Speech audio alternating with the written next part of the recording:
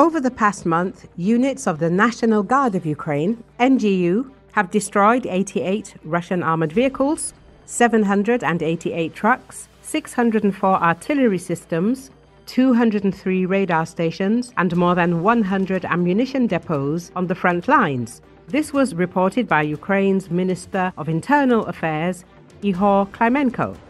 Over the past month, National Guard soldiers have destroyed or damaged 88 armored vehicles, 788 trucks, 604 artillery systems, 231 radar stations, 12 mortars, 20 EW systems, and more than 100 Russian depots containing ammunition and fuel. In August, NGU units also located and eliminated 36 multiple launch rocket systems and 5 surface-to-air missile systems, Klymenko stated.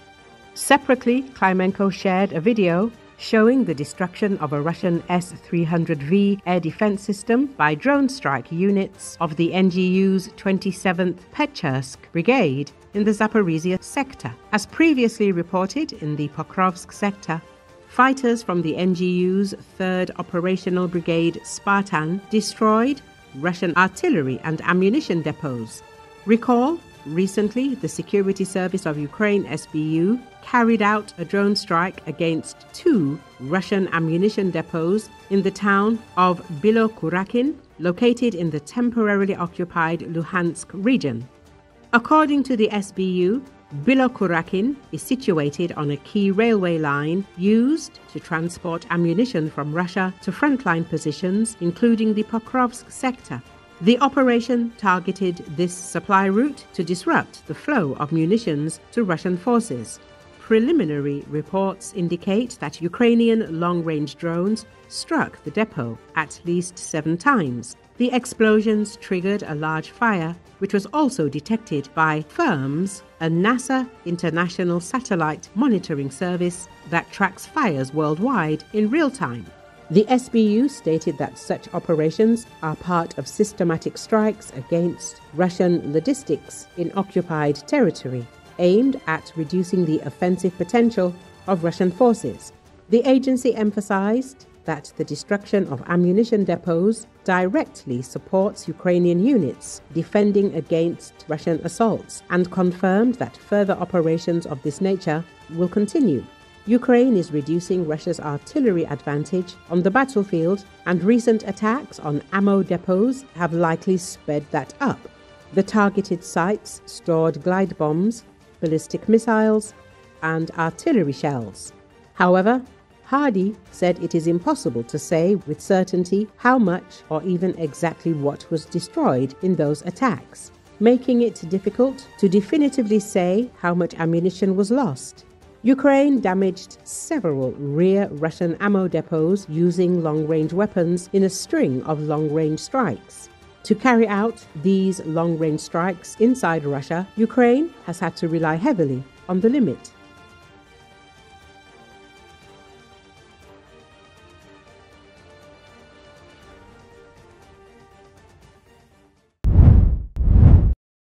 Amid violent protests in Nepal, which have led to the resignations of ministers, including the country's prime minister, a video has emerged in social media, showing protesters chasing Finance Minister Bishnu Paudel.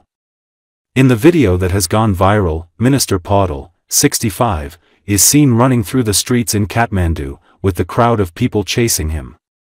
One of the protesters is seen kicking Paudel, who is also the country's deputy prime minister.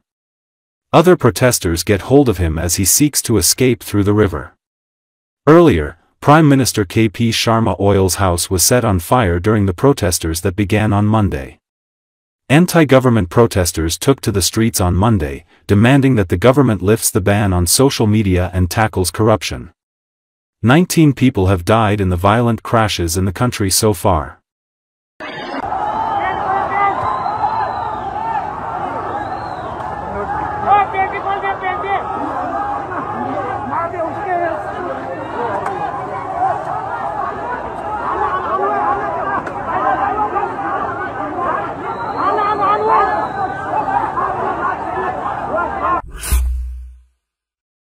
Pro-Palestinian activists from the organization Palestine Action broke into the offices of Elbit Germany in Ulm and began smashing the premises and equipment.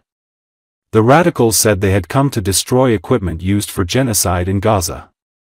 The pro-Palestinian activists broke windows, destroyed some office equipment, and painted walls and tables.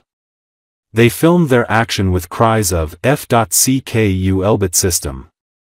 The Ulm factory, owned by Israel's biggest weapons producer, makes military drone equipment and target acquisition software. The attackers filmed their own exploits. The footage, published online, shows them smashing computers and server equipment with hammers, damaging other equipment, and spray painting furniture and walls. It is noteworthy that the raiders did not consider it necessary to hide their faces. The affected company commented on the incident, stating that Elbit Germany is a German organization that has been a partner of the German Ministry of Defense for many years, helping to protect democracy and freedom in Germany.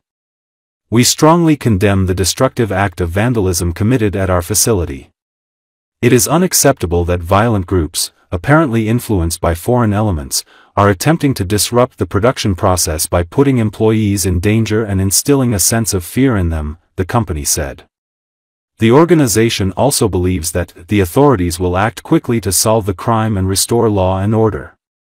The German branch of Palestine Action appears to have followed in the footsteps of the group's British branch, whose activists have set out to disrupt the country's defense industry linked to Israel, in particular the British branch of the Elbit Corporation.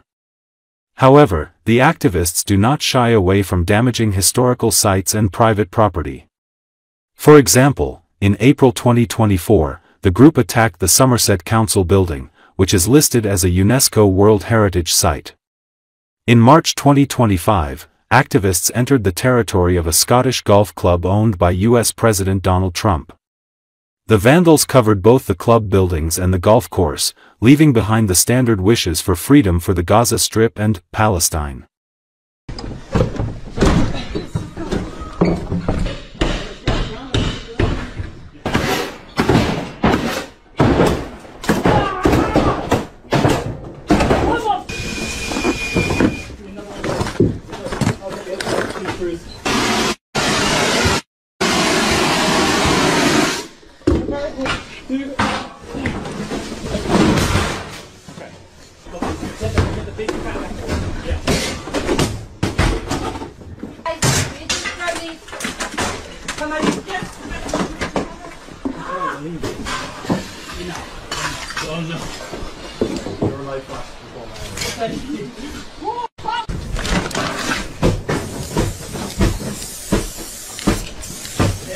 Yes.